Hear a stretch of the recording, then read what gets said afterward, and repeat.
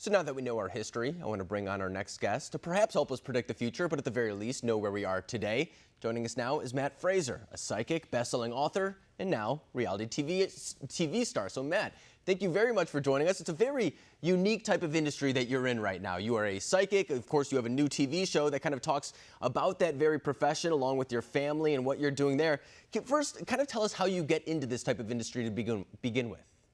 You know, that's a really great question, Alex. I have no idea how I got into this industry. You know, really, it found me because my mom was a medium and also my grandmother. But back in the day, you're going to realize they never did it professionally. You know, it was very kept secret just for close friends and family members because back in those days, it just wasn't accepted as a career or profession. And oftentimes it was looked down upon. So, you know, when I was growing up, I too had the gift of psychic ability, but in my younger years, I was afraid of it. You know, I grew up like that little boy in The Sixth Sense, seeing and hearing dead people. And my whole life, I ran from it. I pushed it aside. But I got to tell you that I always felt an inner calling to help others. I just wasn't sure what that actually was. If anyone told me that I was going to be a medium, you know, I never would have believed them, nor did I want to be a medium. I actually started my career as an EMT. Where I worked for the World Trade Center in Boston. I worked for the Security Operations Department as an EMT. And then from there, you know, at that time, I want to say I was around 19, 20 years old. And I wanted to see what it was that I was pushing away for so long. So I went to go and see a medium, a professional medium for the first time myself. And my whole entire life changed. You know, it showed me that I didn't have to run from this, that I could help use and teach others that there's so much more to life than what's here in the physical world. So to answer your question, I started reading for close friends and family members, and then it just exploded. Word traveled quickly, and one day I was getting a call from E! Entertainment.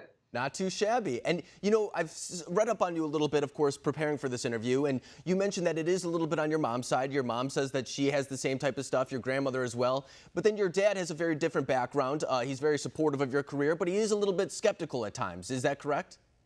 It is correct. I mean, I wouldn't even say that he's supportive, to be honest with you. And that's one of the things that we deal with in the reality show. It is a tough thing to deal with because my dad was in the United States Navy. He retired as a captain, and he was out of my life for 21 years. You know, when he was in the Navy, he was back and forth. I'd only get to see him, you know, a couple months out of the year. So my dad didn't realize what I was going through when I was younger. He wasn't there when I was experiencing, you know, the departed or experiencing seeing and hearing dead people, you know, because he was too busy, you know, being out to sea and, you know, protecting the country.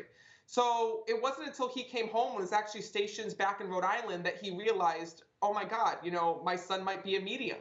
Right. So it's been hard for him to deal with because it is, you know, a hard thing since he is a strict Catholic. It does go against his belief system just a little bit, but I think you're going to start to see him come around in the TV series. And, you know, I've heard a lot of people, I've read other people's comments too, and they say even though they may kind of have religious type of objections and stuff like that, you have helped a lot of people find closure in one way or the other. You've helped a lot of people with their lives, especially those who have lost something previously, especially a loved one. Can you speak a little bit about that and kind of the positive reactions that you've seen from people after giving them a reading and things of that sort?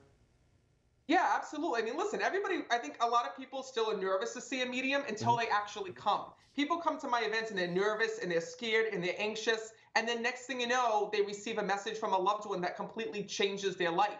I mean, because when you lose a loved one, there's so much guilt that you hold on to. You think, okay, you know, are they in heaven? Are they at peace? What could I have done? Especially if you lose somebody tragically or unexpectedly.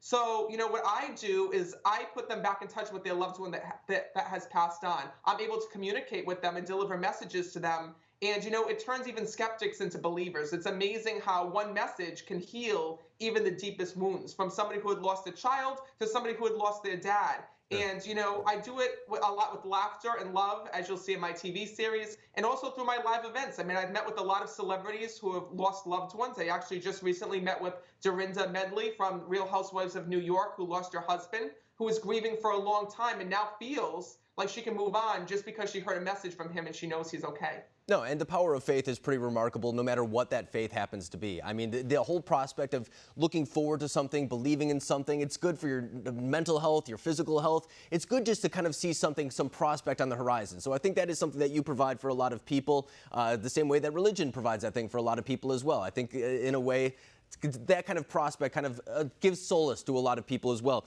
But in regard to your life as well, I mean, I'm sure there's not people just telling you lotto numbers, as maybe people may be suspecting or something like that. How does it affect your life, and how does it really make a difference in the way that you go about your life as well? Well, listen, I love a good casino, but don't follow me around those slot machines because you're not going to win. The way that my ability works is that it's not an ability to cheat life. And that's what people still have the misconception with. It's an ability that was given to me, I feel, by God, to help other people through grief and through remorse. So I don't have world predictions. There's no one that talks in my ear and says, oh, here's the winning lottery numbers, or here's what's going to happen next week, or here's who's going to win on the Patriots. What it is that it's quick bits of information, and I'll hear things from loved ones that have passed on, but primarily because they want to deliver a message to someone here in this world. So the way that it works for me is I see the departed, I see dead people, and when they have a message to deliver, they will come to me because they know that they can talk to me.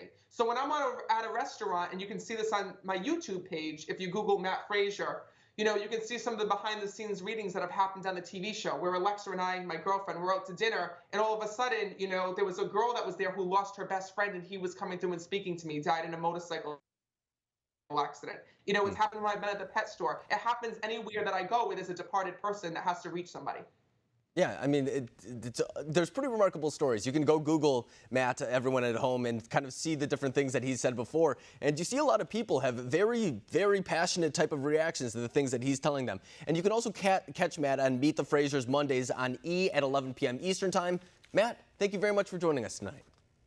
Thank you so much. And I also want to remind everyone that we are halfway through the season, but you can also watch on Hulu and also on demand as well. Perfect. Matt, I'm looking forward to it. Thank you very much for joining us. Thank you, Alex.